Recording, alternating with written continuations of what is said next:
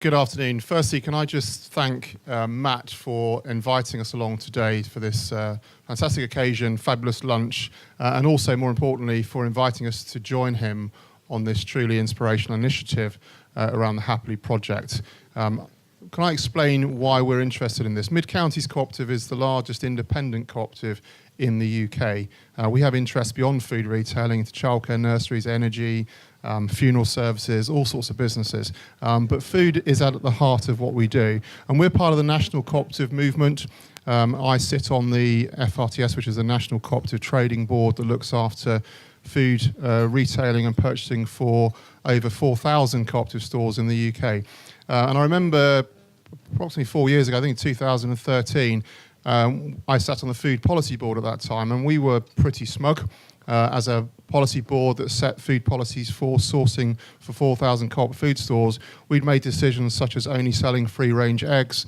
We'd started to introduce dedicated farmer groups in dairy farming and other meat species.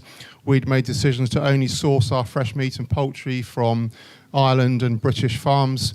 So a lot of decisions had been made, which we were pretty pleased with. And then the press reports started to break around the detection of horse meat in processed food sold at Tesco. And the initial reaction to that with other retailers is, we've dodged a bullet there. And then you start to question your supply chain. You think, can we be absolutely certain that this will not affect us? And of course, as time went on, you would have seen it affected all of the major retailers in the UK. We'd become quite arrogant and quite complacent about our supply chains. And whilst we were very confident about our fresh meat and poultry, our primary products, when it came to frozen products or secondary processed products, we didn't have the level of confidence or indeed the level of knowledge of where that food had come from and how it had been produced. And that was a real shock to us at the cooperative and indeed for all of the major food retailers in the UK. It led us to start to question how we do things and how we look at things, and I think also to question the statements we make. So there was a lot of work done then at that time to try and improve the way we do things, but I think it's like many things, that's yesterday's news, and there is a real danger that retailers become complacent again. At the cooperative, we made the decision to go much further. We started to design supply chains which would allow us to announce, as we did this year in May, that all of our fresh meat and poultry is now sourced from British farms, but not just the fresh meat and poultry on sale in the chiller cabinets, all of the fresh meat and poultry used in the production of all of our branded foods as well, whether that's ready meals, pork pies, etc. Because we were hypocrites. We were saying if a chicken was sold as a fresh product in a chiller, we really cared about its welfare, but if it was chopped up and put in a sandwich, we didn't care about it. So we were being quite hypocritical. So it's quite important for us to take a really good look at ourselves and decide what matters to us. And that's why we announced that decision. It's why we've extended our dedicated farmer groups now to most of the species we deal with. We offer farmers premiums in return for higher welfare standards and also for veterinary inspections, etc. So we've done a lot of work nationally as a cooperative. But at Midcounties, we wanted to go further with that. That's why we developed our Best of Our Counties range to allow us to start working on a much more local basis so we could really get to the heart of product and provenance, and that's why Matt and his team have been working to do that. So we're delighted to be involved in this initiative. We support the ideals of it. One of the key principles of a cooperative is to put investment into education.